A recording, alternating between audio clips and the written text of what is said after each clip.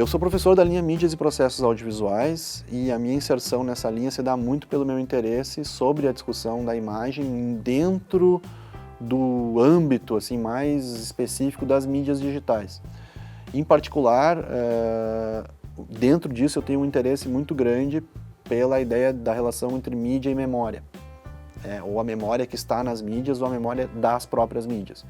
Isso se traduz num rótulo, mas que é um rótulo bem indisciplinado, porque ele tem várias possibilidades de abordagem, que hoje é muito conhecido como arqueologia da mídia, que é o interesse por a gente tentar olhar para os dispositivos que a gente tem na contemporaneidade e perceber o quanto que neles também comparecem mídias que eventualmente até se tornaram obsoletas anteriormente, ou pesquisar no passado e perceber traços do que a gente vê hoje na mídia contemporânea.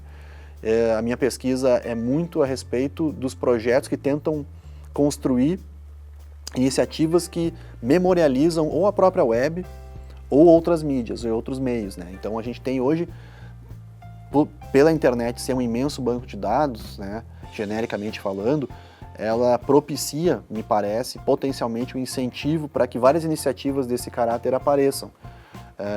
Seja porque existe uma demanda de preservação, seja porque as pessoas também, hoje a gente tem muito uma certa retromania, né, de culto ao passado, ou pelo menos do passado retomado no presente. Então, tem hoje, né, vários sites que fazem isso, várias iniciativas que tentam memorializar a televisão, ou os próprios websites, ou os videogames.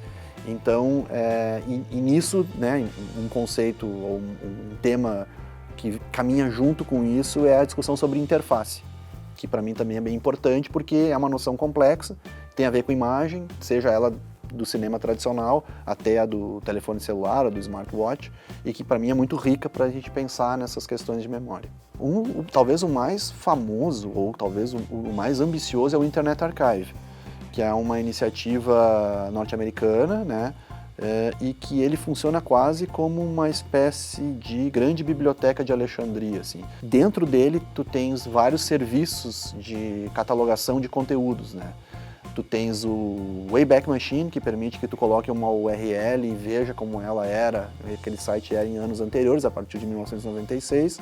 Tu tem o TV News Archive, que é um repositório de programas de notícia de algumas emissoras norte-americanas, e que usa como mecanismo para tu buscar os trechos dos programas o closed caption. Tu tem outros onde tem emuladores de games, então tu pode jogar um jogo dos anos 80 ou até de décadas anteriores ali colocado.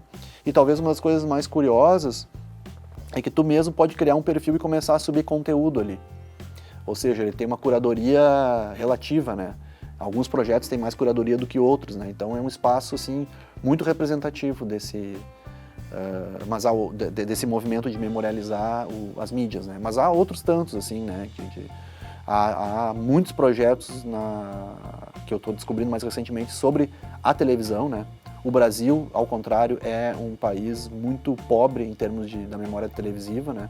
Pelo menos, tu tem, assim, acho que o site do Museu da Imagem e do Som, que tem algumas coisas, e tu tem algumas iniciativas muito específicas, como o Memória Globo, que é um repositório da Globo, mas cuja característica é muito temática, né? A partir de algumas questões que a Globo entende como dignas de estarem na sua memória, né?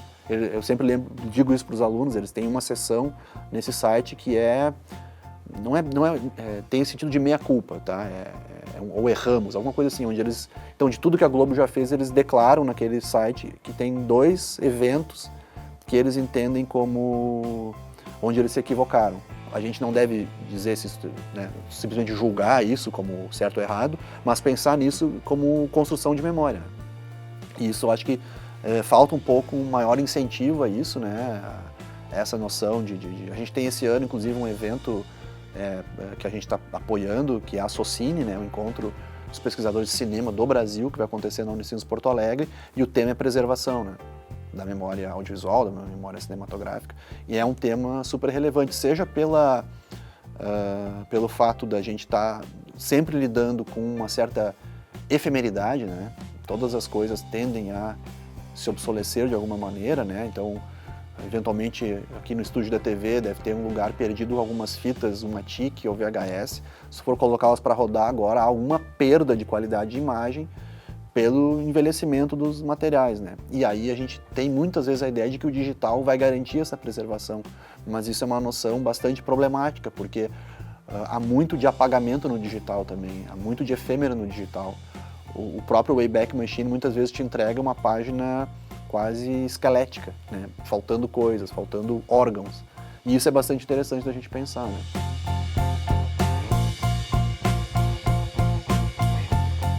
O Laboratório de Tecnologias da Informação e da Comunicação, que a gente chama carinhosamente de LabTICS, é um projeto que o programa apresentou para o FINEP, que é uma dessas áreas do governo que financia projetos e empreendimentos no campo da pesquisa, e esse foi um projeto que foi aprovado, né, e num edital que também o pessoal da Linguística Aplicada aplicou e teve como resposta a instalação do NEALIT, que é um outro laboratório que a gente tem aqui na área da indústria criativa. Então, o LabTICS é uma estrutura que tanto tem um ambiente de auditório multimídia, que permite webconferências e esse processo de poder contar com a presença de colegas de outros lugares do país ou do mundo em aulas ou em bancas, em eventos, como também tem toda uma estrutura com ilhas de edição e um estúdio e mais uma sala de reuniões mais específica, cuja intenção é potencializar na pós-graduação um trabalho com um desenvolvimento mais próximo dos nossos estudantes e professores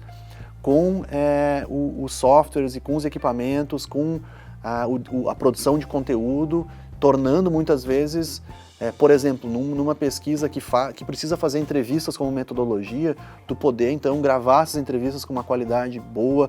Se é uma pesquisa que por acaso tem algum tipo de necessidade de trabalhar com croma, ou outro tipo de característica de trabalho que demandaria um trabalho de estúdio, tu tem aquele ambiente.